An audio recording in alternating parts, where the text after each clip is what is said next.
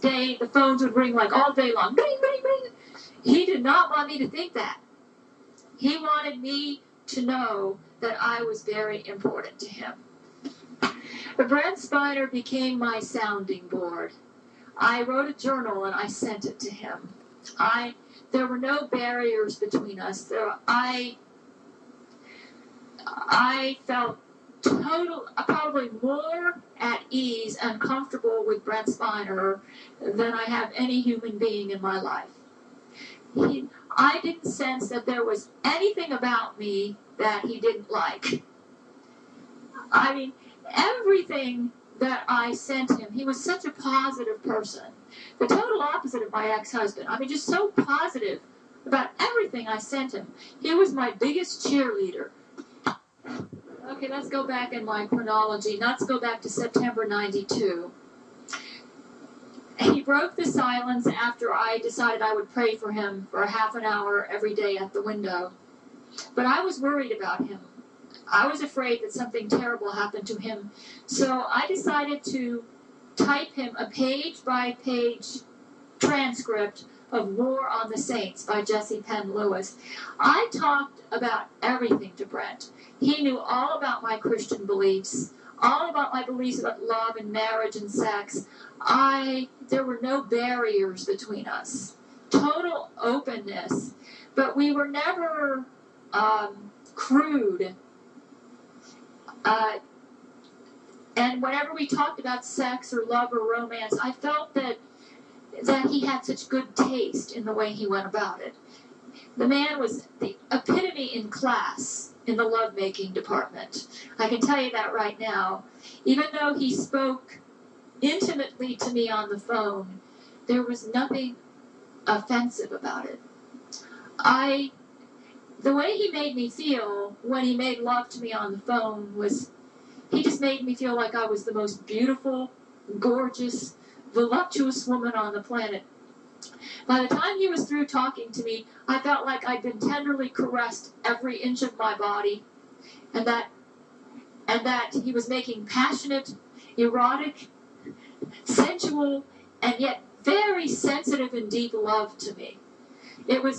I was absolutely thrilled by his love-making approach. And I thought, my goodness, I never knew there was a man that could be so. And you might say, well, maybe he was just good at manipulating women.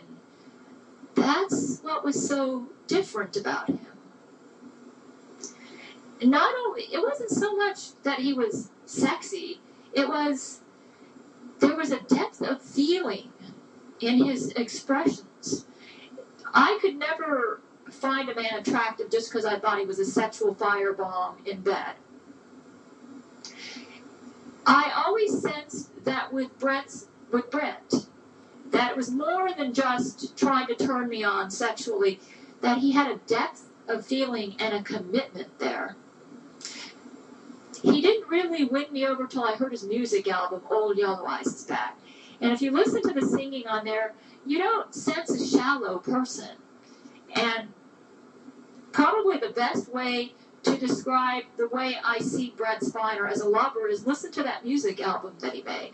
Especially the song, Good Night, Sweetheart. The way he sings that song is how he made love to me on the phone. Good night, sweetheart, though I'm not beside you. Something like, good night, sweetheart. I mean, the guy, absolute, listen to the song. That's how he made love to me on the phone. Just like that. I sensed that he really cared about me. It wasn't just a shallow, tantalizing bounce in bed type of thing with him. He was committed to me. It was the real thing. He had marriage love for me. That's why I couldn't give him up. He loved me more than my husband. And I was basking in that love, and I could not give him up. And I was so frustrated that I couldn't give him my body. And that's why I strive to be a brilliant writer. I thought if I write something great enough, and he reads it, that'll be just as good as giving him sex. The biggest frustration I had in 91, 92, 93, 94, 95 was that I couldn't give Brent Spiner my body. And the way I took care of that was with my writing. I said, well, I'll make love to him with a great love story. So I decided to become a romance writer. I said, I've got to find some way to communicate what this guy has done for me. So I started writing love stories.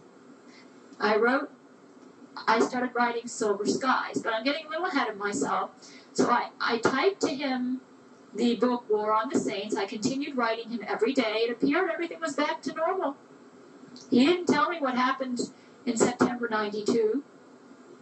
And so 93 rolled around, and I was taking care of my child at home. I loved my son, and I tried not to let Brent interfere with my mothering duties. And I did try to be a good mother to Eric. That was another reason it was hard for me to go to Brent right away. I was thinking about the effect this would have on my son. It was a complicated situation. And so I wanted God to bless any union between Brent and myself, but I didn't feel it was a sin for me to love him. So things went pretty much the way that it had in 91 and 92, except I noticed he no longer called me on holidays.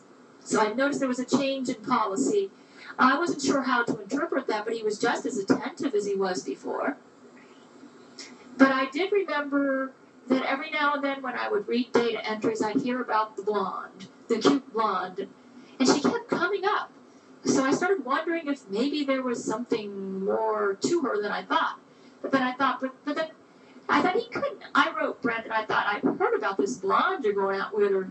But I know you don't have a girlfriend. So you couldn't have a girlfriend. I mean, there's no way would any woman put up with all the attention you give me and still be your girlfriend. So I didn't worry about it. I didn't even ask him if he had a girlfriend because I just knew that anybody who loved me like he did just couldn't have a girlfriend. Now I knew he flirted with women, and that didn't bother me because I believed in freedom. I didn't want the guy to feel caged in, and I wanted him to enjoy other women, but